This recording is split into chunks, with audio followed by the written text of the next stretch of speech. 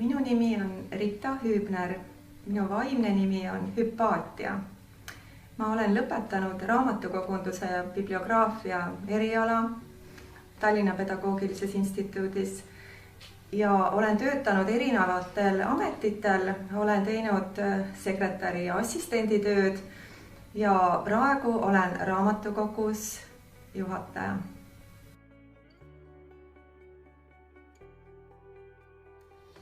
Maavälise teadvuse tõstmise projekti Ilmapuu Innest 1 juures loodud teadvuse tõstmise kooli ilmapuulaste kasvatus teraapiarühmaga olen vabatahtlikult liitunud 2. oktoobril 2012. aastal. Mind õhutas selle grupiga liituma, kui ma olin esimest korda sellele lehele sattunud, üks noormees, kes suhtles armastusega ja pakkus oma isetut abi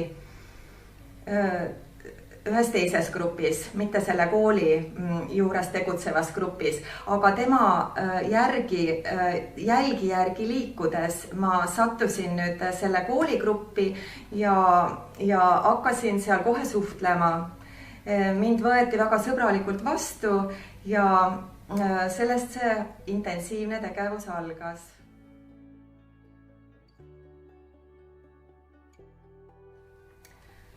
Selles projektis õpetamine toimub kogemusõpetuse kaudu.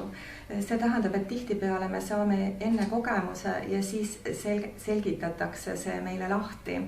Et see on eredalt meelde jäänud ja väga eriline õpetuse viis ja igati üllatav, et alguses oli ta harjumatu, aga sellega harjub järjest rohkem ära.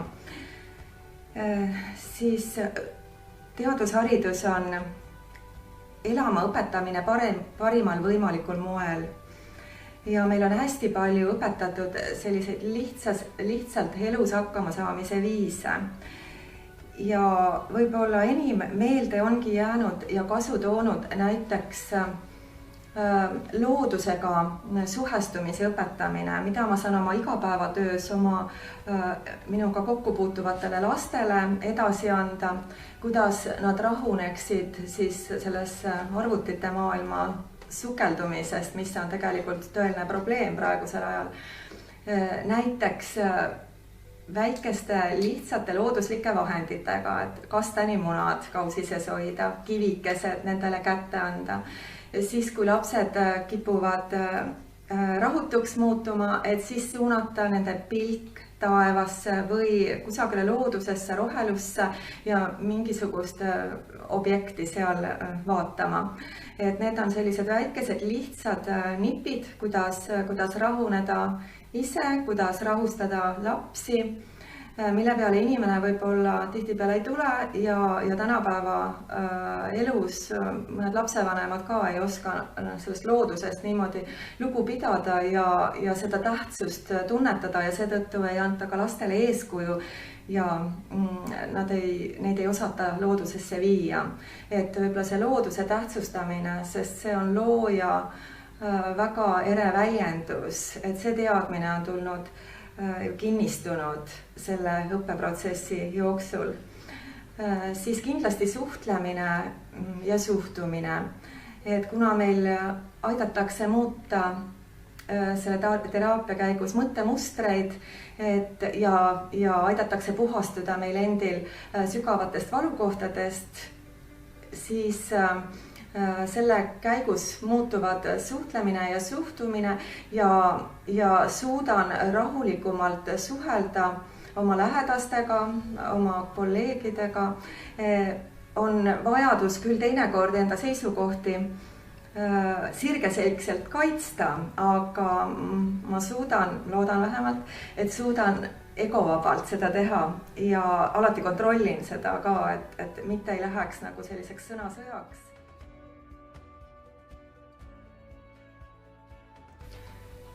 Siiani olen Maria Angletoorium hingekooli liigas siis tegev selle tõttu, et olen suutnud sellele küllaltki intensiivsele treeningule vastu pidada. See on üks põhjus. Teine on see, et mind on usaldatud järelikult. Muidugi väga oluline on see, et on aidatud tegelikult anded välja leida ja neid arendatud. Ja praeguseks olen siis sellises rollis nagu Maria Angletooriumi arendaja ja juhi, igliterapeut Maria assistent ja ühtlasi siis Maria Angletooriumi assistent.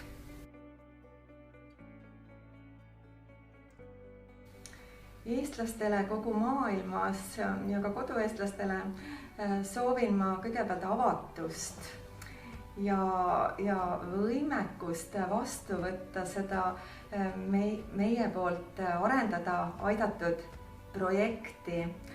Sellepärast, et see annab inimestele, eestlastele see teadmine, et meist on see alguse saanud ja missugust väge see kannab ja kuhu ta levima on määratud.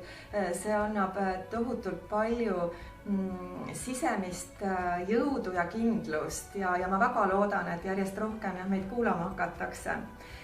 Soovin ka rohkem südames elamise võimet ja südamega mõtlemise võimet.